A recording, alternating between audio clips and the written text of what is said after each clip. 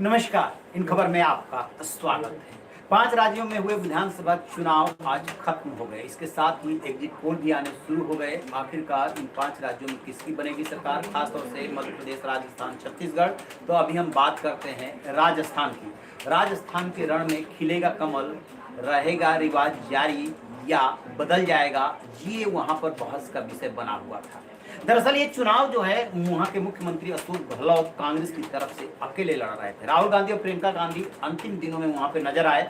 Otherwise जिस हिसाब से अशोक गहलोत ने योजनाएं वहां पे चलाई और अपने हिसाब से उन्होंने टिकट भी दिलवाए, लिहाजा वो अपने दम पे चुनाव लड़े। और इधर से बीजेपी वहां पर रिवाज को कायम करने के लिए संघर्ष करती दिखी। प्रधानमंत्री नरेंद्र मोदी ने अंतिम दिनों में जिस तरीके से वार किया और कांग्रेस के अंदरूनी झगड़े, खासतौर से गुर्जर समुदाय को लेकर के उसका कितना असर हुआ और क्या कहते हैं एग्जिट पोल, ये हमारे सहयोगी राघवेंद्र बताएंगे।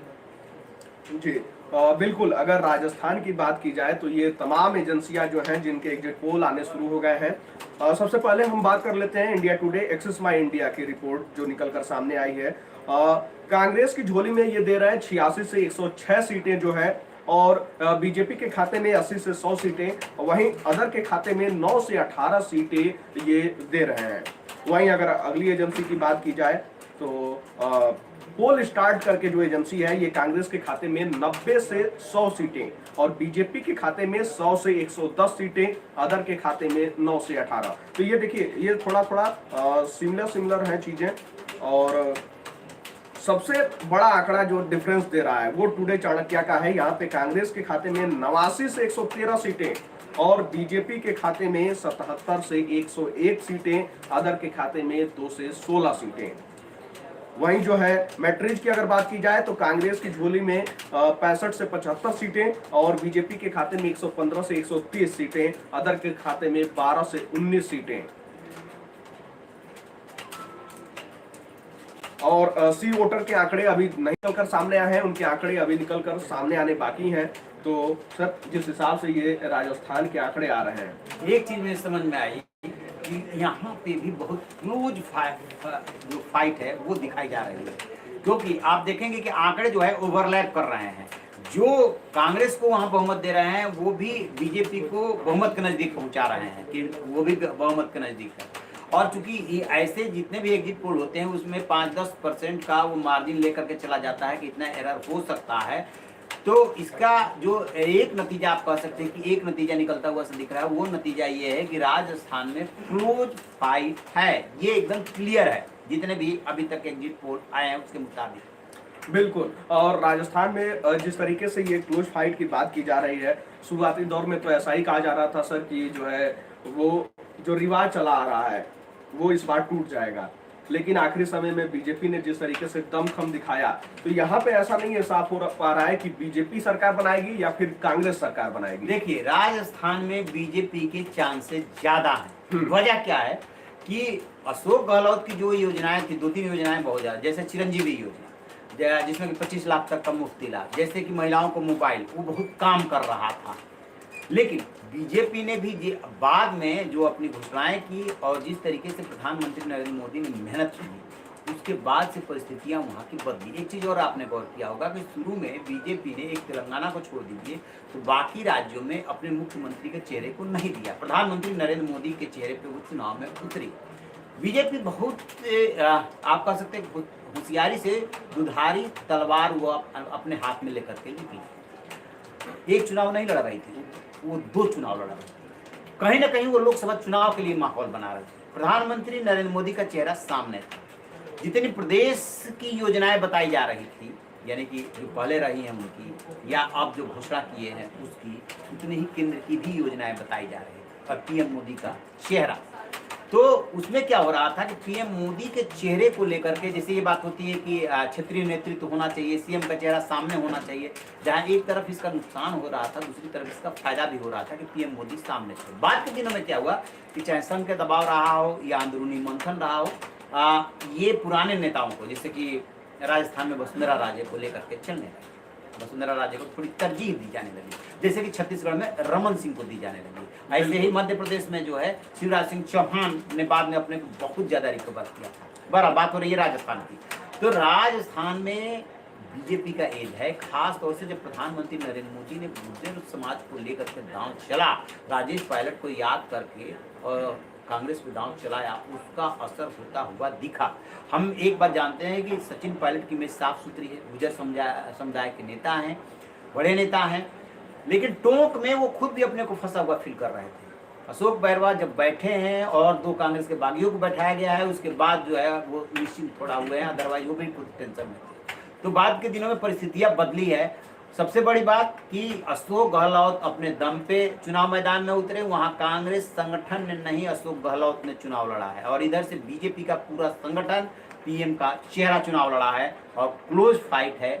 लेकिन जो ओवरऑल देखेंगे और एजेंसियों की बात कर रहे हैं पूरे मिला करके, तो बीजेपी चाहे थोड़ी सी ही मार्जिन से सही, लेकिन सरकार बनाती हुई दिख रही है। बिल्कुल सर। और लेकिन जिस तरीके से बीजेपी ने ये चाल चला, तीनों जगह पे सीएम फेस को रिलीव नहीं किया गया, तो इसका भी क्या प्रभाव पड़ा जनता के बीच जो है? देखिए, हम लोग जो सामान्य नजरिए से आप देखते हैं तो लगता है कि भाई कांग्रेस की तरफ से तो तीनों राज्यों में साफ साफ चेहरा दिख रहा है। कमलनाथ मध्य प्रदेश, राजस्थान अशोक गहलोत, छत्तीसगढ़ भूपेश बघेल, और बीजेपी के पास चेहरे होते हुए भी इनको नहीं दिखाया गया कि ये हमारे होंगे। यहाँ तक कि मध्य प्रदेश में जो मुख्यमंत्री हैं उन्हीं का चेहरा सामने नहीं किया गया। तो शुरू में ऐसा लगा कि बीजेपी बहुत बड़ी गलती कर रही है, लेकिन बहुत होशियारी से उन्होंने पीएम का चेहरा सामने रखा था।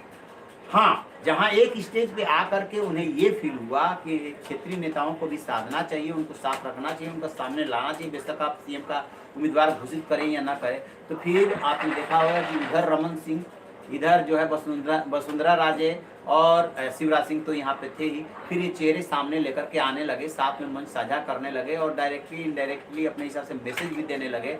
इसका बहुत ज़्यादा असर मुझे नहीं लग रहा कि होगा। बिल्कुल। और जिस तरीके से दोनों पार्टियों की अगर बात की जाए तो दोनों पार्टियों के बागी नेता जो है बहुत बड़े फैक्टर इस बार साबित होने वाले हैं। राजस्थान में बगावत करके बीजेपी की तरफ से 30 और कांग्रेस की तरफ से 24 उम्मीदवार उतरे हैं, और उसमें से 4-5 ऐसे उम्मीदवार है, दोनों पक्षों की बात कर रहे हैं, बिल्कुल, जो बहुत मजबूती से चुनाव लड़ रहे हैं। या तो वो चुनाव जीतेंगे या चुनाव का परिणाम बदल देंगे।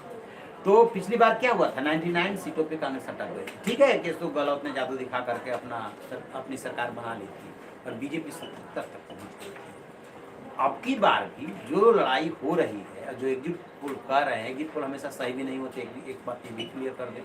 लेकिन यदि 5 एग्जिट पोल एक जैसे रुझान बता रहे हैं तो उसको एकदम नकार भी नहीं सकते आप, क्योंकि जो बाहर वोट दे करके बाहर लोग निकलते हैं, उन्हीं की राय के हिसाब से ये पोल होता है, उन्हीं की राय के हिसाब से ये नतीजे आते हैं कि वहाँ पर क्लोज फाइट है। बीजेपी भारी पड़ती हुई दिख रही है, रिवाज कायम रहने के चांसेस ज़्यादा है। बाकी तो जब ईवीएम खुलेगा तभी जाकर के पता चलेगा कि आखिरकार कौन किसके सिर सजा ताज। बिल्कुल। और राजस्थान में कई ऐसे स्थानीय तमाम मुद्दे भी थे जो जनता के बीच हावी थे, और सबसे बड़ी बात यह है कि हम जो है बाहर की राजनीति को जब देखते हैं कि इन लोगों के बीच विवाद चल रहा है, लेकिन जनता क्या सोचती है। सबसे बड़ा ये सवाल था कि अशोक गहलोत और सचिन पायलट के बीच में जो ये तीखी नोक-झोंक होती रहती है समय समय पर, इसको लेकर जनता क्या सोचती है। तो जनता के अंदर उसका खासा प्रभाव नजर नहीं आया। हाँ, मैंने एक चीज़ और नोट किया कि वहाँ पे बेशक सचिन पायलट की इमेज साफ सुथरी है, दिल्ली के भी नेता हैं, जयपुर के भी नेता हैं, लेकिन जो वहाँ पे सबसे बड़े फैक्टर थे वो अशोक गहलोत और उनकी योजनाएं ही थी।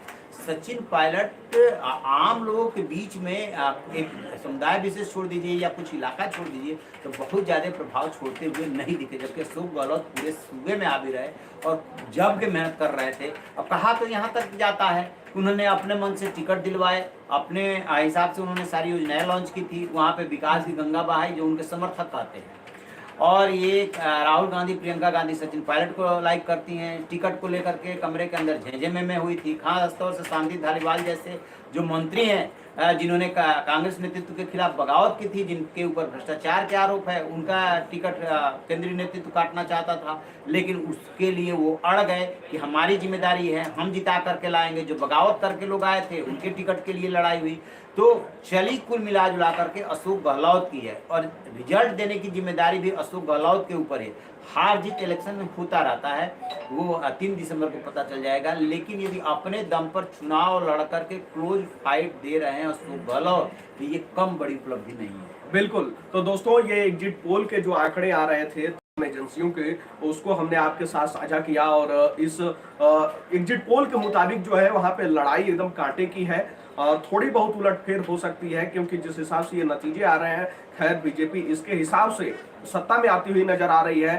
तो ये तो वक्त बताएगा कि राज रहेगा या रिवाज टूटेगा। लेकिन आप किसकी सरकार देखना चाहते हैं? क्या आप कांग्रेस को एक बार फिर देखना चाहते हैं या फिर बीजेपी की सरकार बनाना चाहते हैं? आप बताएं, क्योंकि आपसे बेहतर कोई नहीं जानता है। अब जब नतीजे आएंगे तो उस पर और सटीक आकलन तो हम लोग लेकर आप सबके साथ जुड़ेंगे ही। लेकिन अभी इस एग्जिट पोल पर आप सबकी क्या राय है? आप अपनी राय जो है कमेंट बॉक्स में जरूर साझा कीजिएगा। धन्यवाद।